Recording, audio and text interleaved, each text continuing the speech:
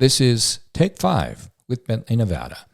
In the studio with me again is Tim Sykes, Partner Sales Manager for Augury.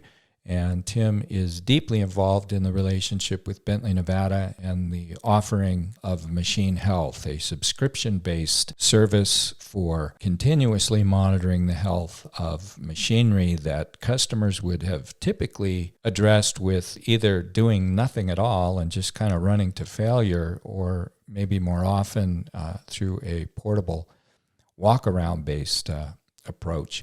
Tim, I know that those that have been listening to, the last half dozen or so episodes are probably saying, okay, you've talked a lot about the results. What's the the technology stack look like? What are you putting on these machines, and how are you networking things, and how are you getting this data into the cloud? And once it's in the cloud, how are you getting it back to me as a customer so I understand, is my machine healthy or in various degrees of distress? And talk a little bit about the technology piece, if you would.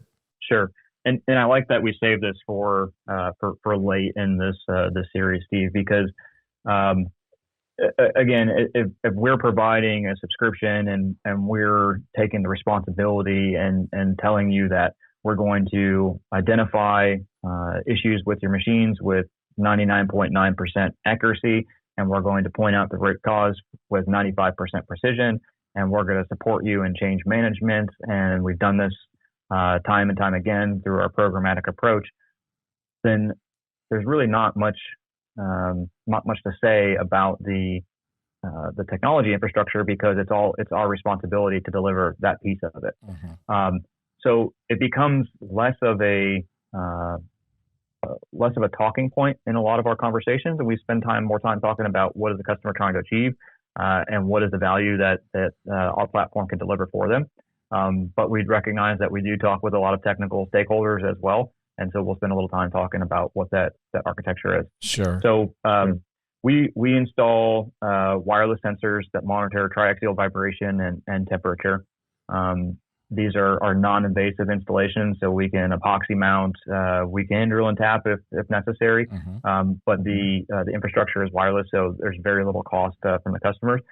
The sensors communicate to a gateway, and then that gateway communicates up to our cloud via a Wi-Fi or cellular connection. Mm-hmm. And then once that data is in the cloud, that's where our AI goes to work. We identify the anomalies, we identify the faults. We combine the AI with category 3 and 4 vibration analysis experts, and then we put it all into a dashboard and alerting platform for you. Alerts come across with a text message or an email to any of the subscribers. We have an unlimited number of subscribers in the platform as part of our contract. We encourage everybody that has a need to have access to the platform to use it and to become engaged and to help inform them of machine health. So whether you're a plant manager or a maintenance tech or a digital transformation lead at corporate or the VP of operations, anybody in the company can have a login. And dashboards and user experiences are built around a multitude of personas for certain particular reasons. Well, I know, Tim, that, as an engineer myself, as much as I may love the car, I do like to pop the hood, and I do like to poke my head up behind the dash, so to speak, sometimes and see, how does the magic happen?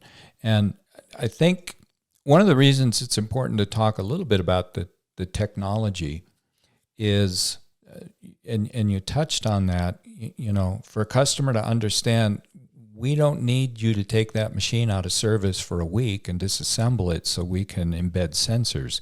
We don't need your IT department to sign off on, us sticking a bunch of traffic on your existing networks.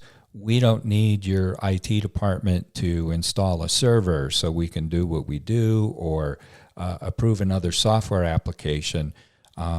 Literally, if I understand it, the customer, in terms of, okay, what do I need to see what this solution does for me?